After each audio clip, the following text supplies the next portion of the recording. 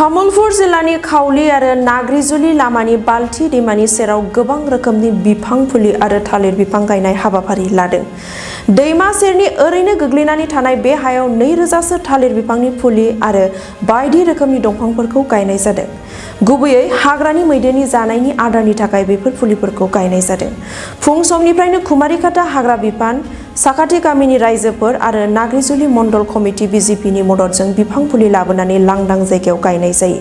बे बिफां फुलि गायनाय हाबाफारिखौ बिटिसिनि मावफुं सोद्रोमा लक्की दास बिथाङा जागायो।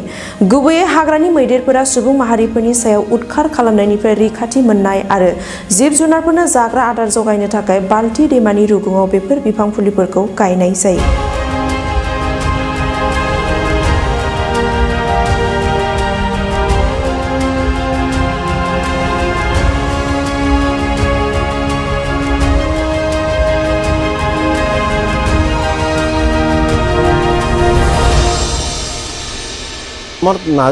तामुलपुर जिला नाग्रिजुলি जी परिषदीय समष्टि এই পৰিষদীয় সমষ্টিত আমি আজি প্ৰায় 2000 গছপুলি ৰোপণ কৰিছোঁ আৰু ইয়াৰ উদ্দেশ্য হৈছে যে হাতী আৰু মানুহৰ যি সংঘাত এই হাতী আৰু মানুহৰ সংঘাত ৰোধ কৰাৰ কাৰণে আজি আমি মানে এই পদক্ষেপ লোৱা হৈছে নাগ্ৰিজুলি মণ্ডলৰ তৰফৰ পৰা আৰু নাগ্ৰিজুলি মণ্ডলৰ প্ৰতিজন লোকে ইয়াত ওলাই আহিছে আৰু গছপুলি ৰোপণ কৰাৰ আজি যি ইয়াত মানে উৎসৱৰ এটা পৰিৱেশ সৃষ্টি কৰিছে। সঁচাকে ভাল লাগিছে আৰু আমাৰ মানুহৰ মানে এটা আতংক এটা হৈছে যে হাতীয়ে যেহেতু আপোনালোকে গম পায় হাতী আৰু মানুহৰ যি সংঘাত এই সংঘাতে আমাৰ কালৰূপ ধাৰণ কৰিছে আৰু প্ৰত্যেক বছৰে এই নাগ্ৰিজুলি সমষ্টিত 4-5জনকৈ লোকৰ মৃত্যু হয়। লগতে মানুহৰ ঘৰ ভাঙে, লগতে খেতি পথাৰ নষ্ট কৰে। খেতি পথাৰত যি আমাৰ ধান খেতি, তামোল খেতি আৰু লগতে যিমান চব্জি খেতি আছে চব্জি খেতি নষ্ট কৰে আৰু এনেধৰণৰ এটা মানে আতংকৰ সৃষ্টি কৰি ৰাখিছে। এই আতংকৰ পৰা আমি মানে পৰিত্ৰাণ পোৱাৰ কাৰণে আজি আমি নাগ্ৰিজুলি মণ্ডলৰ উদ্যোগত আজি এই কাৰ্যসূচী লৈছোঁ আৰু আপুনি দেখা পাইছে ইয়াতে আমি প্ৰায় 2000 মান গছপুলি ৰোপণ কৰিছোঁ। কল গছ ৰোপণ কৰিছোঁ, অৰ্জুন গছ ৰোপণ কৰিছোঁ, ঔটেঙা গছ ৰোপণ কৰিছোঁ আৰু বিভিন্ন গছ ৰোপণ কৰা হৈছে আৰু ৰোপণৰ কাৰ্য চলিও আছে।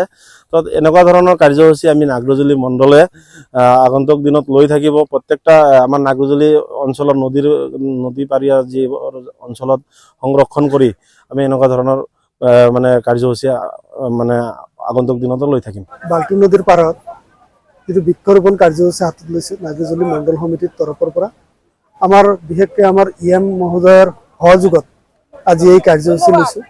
প্ৰায় 25-30 বিঘা মাটি লৈ আমি এইখিনি কৰিছোঁ। কাৰণ বনাঞ্চলৰ পৰা জনাঞ্চললৈ বনৰীয়া হাতী আহে আৰু বহুতো মানুহৰ ক্ষতিসাধন কৰে আৰু সেই উদ্দেশ্যেৰে আমি এটা ভাবিলোঁ যে যদি হাতীৰ খাদ্য বা বাসস্থানৰ কাৰণে আমি যদি ব্যৱস্থা কৰোঁ তেনেহ'লে আমাৰ এই অঞ্চলত যিসকলৰ খেতিয়ক আছে কৃষি প্ৰধান ৰাইজৰ যি ক্ষতিসাধন নহ'ব তাৰ উদ্দেশ্যৰে আগত ৰাখি আমি নাগ্ৰিজুলি মণ্ডল সমিতিয়ে আৰু সন্মানীয় আমাৰ BTC EM লক্ষ্মী দাস মহোদয়ৰ নিৰ্দেশ মৰ্মে আজি এই বৃক্ষৰোপণ কাৰ্যসূচী হাতত লৈছোঁ।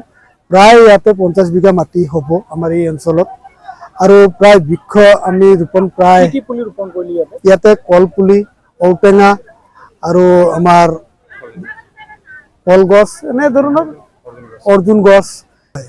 কাৰণ হাতীয়ে যিহেতু এই অঞ্চলত বৃহৎ ক্ষতিসাধন কৰি আছে, এই কিছুদিন ধৰি মানুহৰ লগত যি ক্ষতিসাধন কৰিছে, ধান খেতিৰ পৰা ধৰি মানুহৰ ঘৰ ভাঙি তহিলং কৰিছে, সেই উদ্দেশ্য আগত ৰাখি আমি সকলোৱে এই নাগ্ৰিজুলি মণ্ডলৰ সকলো ৰাইজ স্বতঃস্ফূৰ্তভাৱে ওলাই আহিছে যে হাতীৰ কাৰণে বাসস্থান লাগে। যিখিনি আমাৰ চৰকাৰী মাটি পৰি থকা মাটিত আমি বৃক্ষৰোপণ আজি প্ৰথম আমি কাৰ্যসূচী হাতত লৈছোঁ আৰু অনাগত দিনত এনেকৈ আমি কাৰ্যসূচী হাতত লৈ যাতে হাতী আৰু মানুহৰ পৰা অলপ দূৰত্ব থাকে আৰু হাতীৰ বাসস্থানৰ কাৰণে ব্যৱস্থা কৰাৰ কাৰণে আমি এই উদ্যোগখন আমি হাতত লৈছোঁ। প্ৰথমতে আমাৰ EM লক্ষ্মী দাস দেৱক বহুত বহুত ধন্যবাদ জ্ঞাপন কৰিব লাগিব। তেখেতৰ যি চেষ্টা, যি প্ৰচেষ্টা এইটো সঁচাকৈ মানে শলাগ ল'বলগীয়া।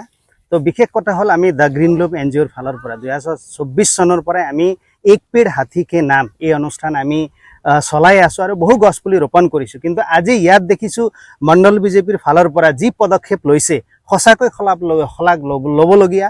কাৰণ কিয় ইয়াত এনেকুৱা এটা ঠাই য'ত মানে গছপুলি নাইয়ে, গছ দেখিবলৈ নাই, এনেকুৱা জায়গাত যে এটা সেউজ বননি হ'ব, ইয়াত কোনো সন্দেহ নাই।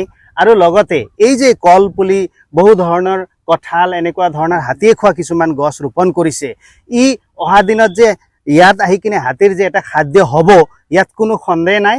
আৰু অহা দিনত ইয়াতে হাতী মানুহৰ যিটো সংঘাতত প্ৰশমনৰ ক্ষেত্ৰত এই ভূমিকাই যে ডাঙৰ মানে এটা ভূমিকা ল'ব, ইয়াত কোনো সন্দেহ নাই।